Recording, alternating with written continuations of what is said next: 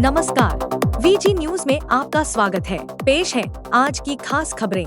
प्रधानमंत्री ने हैदराबाद हाउस में पराग्वे के राष्ट्रपति सैंटियागो पेना से मुलाकात की। यूक्रेन के हमले के बाद अब रूस का जवाबी हमला शुरू। सावधान रहें, बच्चों में अत्यंत गंभीर बीमारी है डीएमडी। राजस्थान में लगभग 550 बच्चे इस बीमारी से ग्रसित।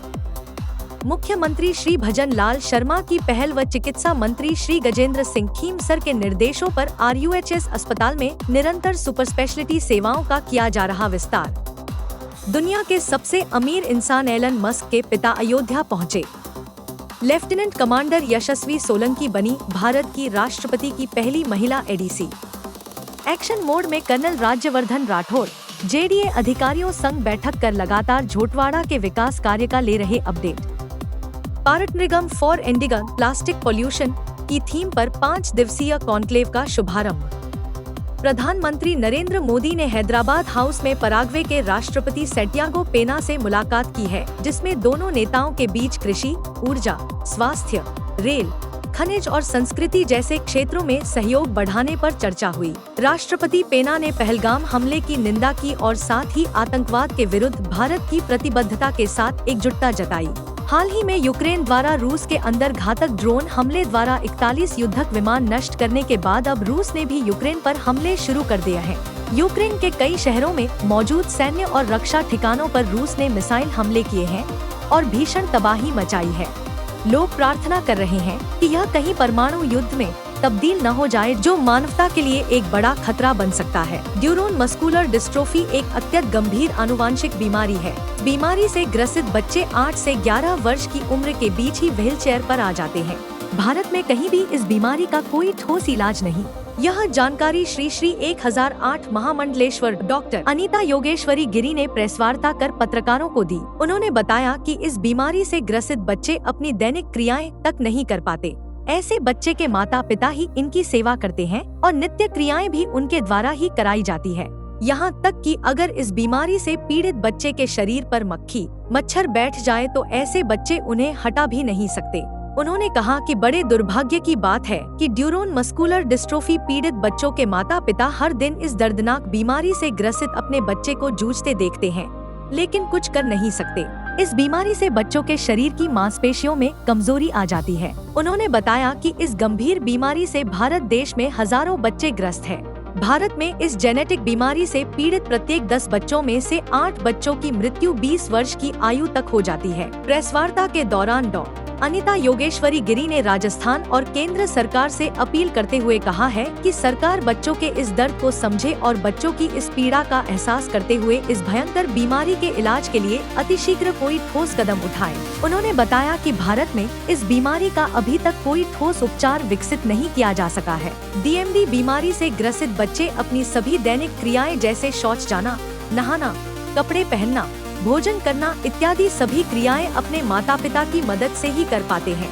यहाँ तक कि ऐसे बच्चे खुद के शरीर से मच्छर मक्खी हटाने में भी असक्षम होते हैं। Muscular dystrophy welfare society Rajasthan के राष्ट्रीय संयोजक रामगोपाल शर्मा ने पत्रकारों को बताया कि अकेले राजस्थान में ही डीएमडी बीमारी से लगभग 550 बच्चे ग्रसित हैं। कि जिस माँ बाप बच्चे पर आस करते हैं कि वो बच्चा बड़ा होकर उनका सहारा बनेगा, इस बीमारी में बच्चा जो बड़ा होता है माँ बाप को डर लगता है कि बच्चा कब साथ छूट जाएगा। बच्चा इतना मजबूर होता है कि उसके हाथ पैरों पे मक्खी भी बैठ जाए तो वो नहीं हटा सकता। इतने पूरे देश में लगभग हजारों की संख्या में ऐसे बच्चे हैं जिनका कोई इलाज नहीं है, और है तो वो बाहर है करोड़ों की राशि में, जो आम आदमी कर नहीं पाता। बेचारे माँ बाप रिटायरमेंट ले रहे हैं, बेचारे माँ बाप अपनी नौकरियां छोड़कर बच्चों के लिए जी रहे हैं, बड़ी मुश्किल से जीवन यापन कर रहे हैं। मुख्यमंत्री श्री भजन लाल शर्मा की पहल व चिकित्सा मंत्री श्री गजेंद्र सिंह खीमसर के निर्देशों पर आरयूएचएस अस्पताल में निरंतर सुपर स्पेशलिटी सेवाओं का विस्तार किया जा रहा है।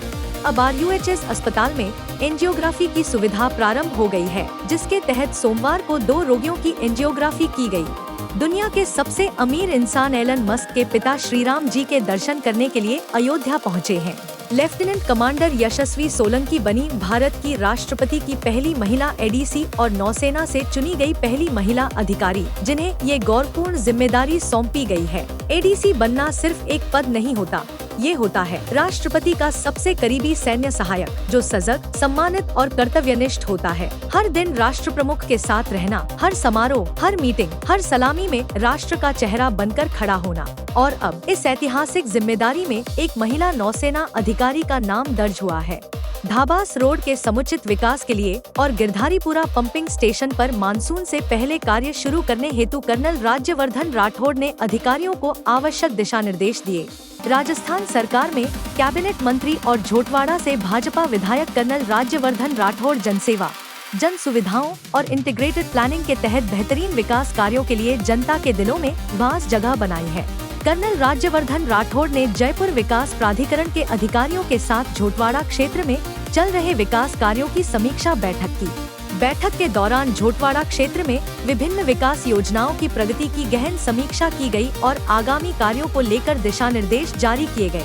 विश्व पर्यावरण दिवस के उपलक्ष्य में सोमवार को राजस्थान वानिकी एवं वन्यजीव प्रशिक्षण संस्थान RFWTI, संसाधन संरक्षण, पर्यावरण संरक्षण एवं जलवायु परिवर्तन केंद्र CCONRAPCC और राजस्थान राज्य प्रदूषण नियंत्रण बोर्ड के संयुक्त तत्वाधान में पार्टनरिज्म फॉर एंडिंग प्लास्टिक पॉल्यूशन की थीम पर 5 दिवसीय कॉन्क्लेव का शुभारंभ RFWTI में किया गया है। राजस्थान वानिकी एवं वन्यजीव प्रशिक्षण संस्थान की निदेशक श्रीमती शैलजा देवल ने बताया कि उक्त सत्रों में महिलाओं की भूमिका, मीडिया की भूमिका, उद्योगों की भूमिका से संबंधित कार्यक्रम आयोजित किए गए।